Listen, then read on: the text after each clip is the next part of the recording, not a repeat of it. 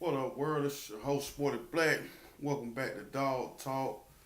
Um, we talk exclusively Georgia football, and it's basically like a post-game review on the Vandy game, the homecoming game. It's a big game for us.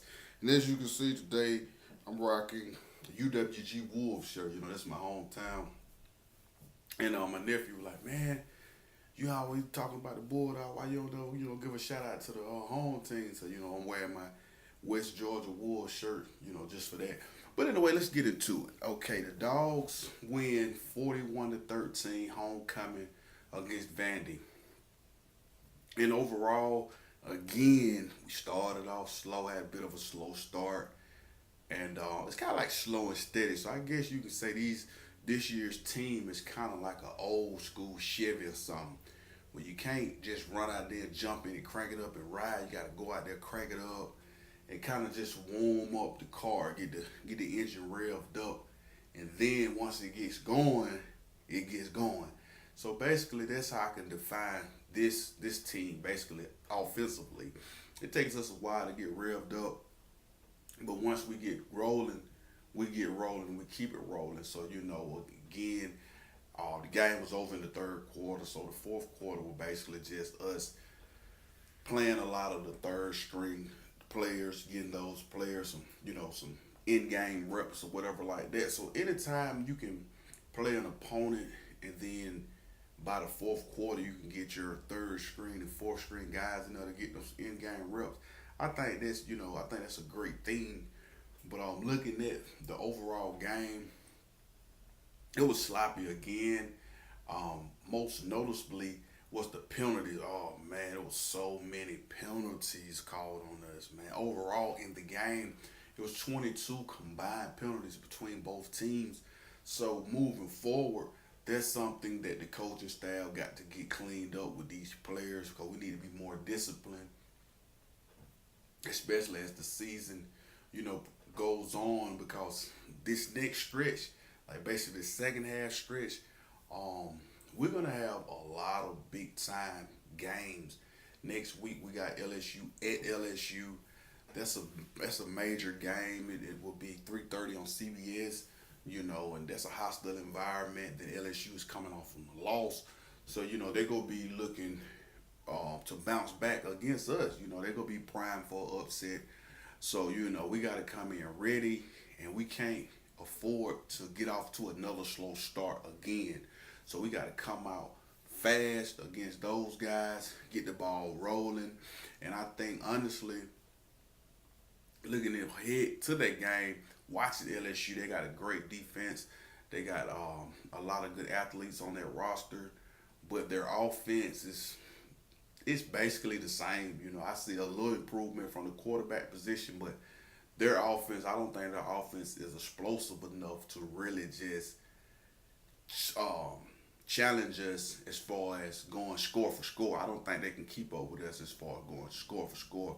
So I need us to jump out fast and early. We get out to a lead and force them to play catch up where they had to just, throw the ball, make them one dimensional. We can pin our ear back and get after the quarterback. Speaking of getting after the quarterback, that's another thing that I really didn't see from the Vandy game last night. It was like the quarterback pressure. It was kind of non-existent, and it seemed like we only got one true pass rusher, and that's DeAndre Walker. And I feel like that's unfortunate because last year we had multiple pass rushers from Dalvin Bellamy, Lorenzo Carter, DeAndre Walker, as I mentioned.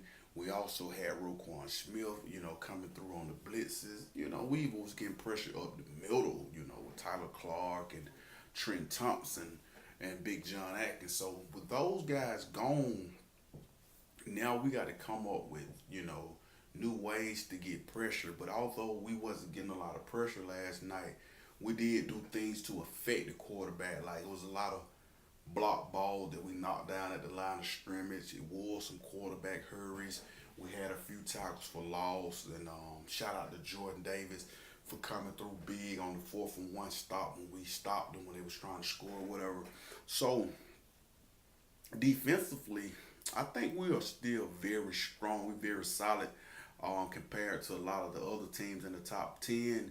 I think our defense is just as good, if not better, than all of these other teams, because I think right now we giving up maybe 13 points a game on average. I think that's like fifth or fourth in the country, so that's a good thing. It's something you like to hang your hat on. But we need to continue to get better from a pass rushing standpoint, and we were still getting gassed a little bit on the run. They ran the ball, better than Tennessee ran the ball. So and I'm sure LSU is going to try to run the ball as well. So we got to do a better job against the run. So that means like some of our inside linebackers, I think some of the problem is coming from gap integrity. They're not in the right gaps. They're getting, out of position and they're getting gashed for big plays.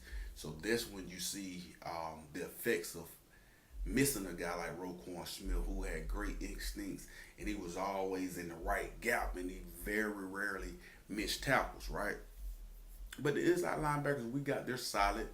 Shout out to Nate Patrick, Money Rice, Jawan Taylor, and them guys, they're man, but we just got to be better. We got to be more disciplined. The secondary, they played solid again. They continue to grow or whatever. Me personally, I keep seeing J.R. Reed, who I actually love. He's one of my favorite Bulldogs. He's a great open field tackler. But I keep seeing him miss his assignments on certain passing plays, So I don't know what to say about that. Then you got Richard LeCount, our other safety. He's a big hitter, but he's a small guy, and sometimes I just don't think he uses the best techniques as far as tackling is concerned. So, cause he always going high, so he misses some tackles. So I see yesterday last night rather, that they was trying to get Otis Reese kind of involved, in the back end with the safeties, and I would love to see him continue to grow and get better because I think he's the prototypical safety that we're gonna really need moving forward. A big physical safety who has range but who can hit, who can lay that smack down, kind of reminiscent of a Greg Blue or Rashad Jones or those kind of players. We need that kind of safety at Georgia. Offensively, Jay Fromm had his best game as far as passing wise. He had a big game. He threw for like 3-4 touchdowns. I was excited to see Terry Godwin, get the big 75-yard touchdown. That was dope. We continue to run the ball well. And I'm just looking at stats, offensive stats. Our offense this year is just as good, if not better, than our offense last year at this point of the season. But now, like I said, this next half of the season, beginning next week, is going to tell you a lot about this offense and a lot about this team in general. So, it's a lot to be seen. There's a lot to remain to be seen of what we can really do. But I think we'll be all okay against LSU. I predict us to go in there and get the W, point blank period. I don't think nobody on our schedule really could and should beat us. Only way we lose, I think we'll beat ourselves, and that's what we're doing a lot offensively. We're beating ourselves with these penalties and some of these missed assignments and just poor execution. So we've still, out of 6 games, we have yet to see the Dogs put together a complete game. And that's scary because once we put together the complete game, I feel like, that's when the team is going to go to that next level. And that's what I'm waiting to see when we just put that total game together for 4 quarters. And it's coming. But one thing we all got to realize is that this is a very young team, one of the youngest in the SEC. But we're really, really talented. And as the season goes, the team is going to get better. That's just what it is. But once again, Georgia, we beat Vandy 41-13. We 41-6, kind of let them score down there at the end in garbage time. But, it is what it is. It's good to see, like I said, good to see some of the younger players get some in-game reps or whatnot. So it's looking good for the Dogs. Next week, we on the road at LSU for a major big-time game. And I think that's the game where Georgia is going to be able to make their statement and get the national respect that they deserve. We sitting here ranked number 2 in the AP poll, and you got a lot of national analysts, you know, not giving the Dogs no kind of credit. They got all these other teams. Oh, I think this team better than Georgia, Notre Dame, and Ohio State, and Clemson's. You know, all these other teams. But then when you look at these other teams' resumes, you know, they haven't looked, you know, better than the Georgia Bulldogs to me, you know, as far as the eye test or the stats. You know, you look at a Notre Dame, they struggle with Vandy, they struggle with Ball State, you know, amongst some of the other teams that they trying to, you know, lobby to put in front of Georgia. But I'm gonna give y'all a secret as to why it's a lot of that going on. And the secret is this: those people do not want to see the SEC get 2 teams into the playoffs again, like last year. They don't want to see that. But they know Alabama is head and shoulder the #1 team right now. So they trying to, you know, discredit Georgia and make it seem like Georgia's like a top 5 team, but not the top #2 team, right? Because they don't want to see that. But one thing about it, it's not about what they want to see. It's all about what they're gonna see, and that's the Dogs. The Dogs gonna be in the playoffs. It's just point blank period. You know, they're not gonna be able to keep us out of the playoff. All we gotta do is continue to get better, and starting the second half of the season with these big games we got coming up, LSU, then at the cocktail party against Florida, we got at Kentucky. These type of games, those are big games against ranked opponents. And when we come out and we dominate these opponents that we got left on our schedule, all of that chit chatter and all that BS, let's go get thrown out the window, and they go see that we are legit. So that's about all I got to say for this video. If you're new to the channel, make sure you hit that sub button on Sporty Black. And last but not least, go Dogs.